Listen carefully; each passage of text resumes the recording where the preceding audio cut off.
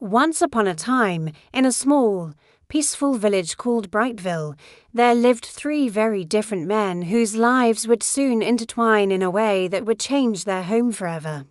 First, there was Tomiwa, known to all as the Good. He was a humble farmer, with hands calloused from hard work and a heart full of kindness. Every day, from sunrise to sunset, he tended to his fields. But his work didn't end there. He would always set aside a portion of his harvest for the poor and the elderly, never asking for anything in return. His smile was a constant presence in the village. A warm light that made everyone feel welcome. People didn't just respect Tomiwa. They loved him for his genuine kindness and unwavering honesty. Then there was Kola, the Bad. He was a wealthy trader whose fortune was built on a foundation of deceit. Kola would travel to distant markets and return with goods that looked appealing, but were often fake or of poor quality. He would charm and swindle, lying with a straight face just to make a little extra money. He saw his fellow villagers not as neighbors, but as opportunities for profit. He didn't care who got hurt or who lost their hard-earned savings, as long as his own pockets grew heavier. His wealth was a wall that isolated him from the warmth of the community. Finally, there was a man named Boba Said, the Ugly. Now, his ugliness wasn't on his face, it was buried deep within his heart. He was a man consumed by jealousy, a bitter poison that soured his every thought. He couldn't stand to see others happy or successful. If a neighbor had a bountiful harvest, Boba Said would whisper that they must have cheated. If a young couple fell in love, he would spread rumors to tear them apart. His greatest pleasure came from pulling others down, using gossip and cruel tricks as his weapons. For a time, Brightville continued in this delicate balance of good, bad, and ugly. Tomiwa farmed, Kola cheated, and Boba Said schemed, but the land itself was about to test the true character of each man. One year, a terrible drought fell upon Brightville, the sky. Once a brilliant blue, became a hazy, dusty sheet. The sun, once a life-giver, turned into a relentless tormentor, scorching the earth and withering the crops in the fields. The streams and wells that had always quenched the village's thirst began to dry up, leaving behind cracked mud. Fear and desperation began to creep into the hearts of the villagers as their food and water supplies dwindled. In these trying times, the true nature of the three men shone through.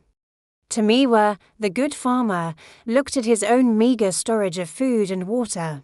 Instead of hoarding it for himself, he did what he always did. He shared. He carefully rationed what little he had, giving portions to his neighbors, especially the families with young children. He offered not just food, but also words of hope, encouraging everyone to stick together. Kola, the Bad trader, saw the drought not as a tragedy, but as a golden opportunity. He had a large, hidden storehouse filled with grain and barrels of water he had hoarded. While the villagers suffered, he locked his gates tight. He then began selling water, drop by precious drop.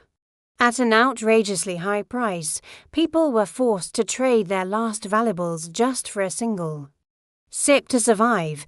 Kola's wealth grew as the village's suffering deepened. And Boba Said, the ugly-hearted man, became even more venomous. He couldn't stand seeing the villagers praise Tomiwa for his generosity. Filled with spite, he started spreading vicious lies. "Don't be fooled by Tomiwa," he'd hiss in the marketplace. "He has a secret well. He's hiding a huge stash of food for himself while pretending to be a saint." His poisonous words planted seeds of doubt and suspicion in a community already weakened by hardship. But the universe has a way of balancing its books. Just when it seemed like wickedness would triumph, things took a dramatic turn. One night, the sky broke open, a furious storm, unlike any the village had ever seen, descended with thunderous rage. The torrential rain was a blessing for the parched fields, but a curse for Kola, A flash flood tore through the village, and its powerful current smashed right into his storehouse. The walls crumbled, and all his hoarded grain and riches were washed away in a muddy torrent in a single night. His ill-gotten wealth was gone. Meanwhile, Baba Said, who had been secretly drinking from a stagnant, dirty puddle to avoid paying Kola's prices, fell gravely ill. He lay in his hut, weak and feverish, but no one came to help him. The very people he had alienated with his hateful gossip now turned their backs on him. He was left alone, a prisoner of his own wickedness. But for Tomiwa, the storm brought a different kind of visitor. A group of travellers, who had been stranded by the rain, sought shelter in the village. They had witnessed Tomiwa's selfless kindness, seeing him share his last bits of food even as others panicked. They were so moved by his character that they decided to help. They were wealthy merchants with access to resources. They gave Tomiwa fresh seeds that could withstand the heat, provided funds to build a better irrigation system, and helped rebuild the village farm, bigger and better than before. Thanks to Tomiwa's unwavering goodness, the entire village was saved, the fields flourished once more, and the community, now free from the influence of Kola and Baba Said, became stronger and more united than ever. In the end, each man received what he had sowed. Kola learned the hard way that greed leads only to destruction. Baba Said discovered that a heart full of hate ultimately hurts only itself. And Tomiwa, the humble farmer, proved that even in the darkest of times, goodness is a light that can never be extinguished. It may seem quiet and weak for a while, but in the end, it is the most powerful force of all. I hope you enjoyed this story.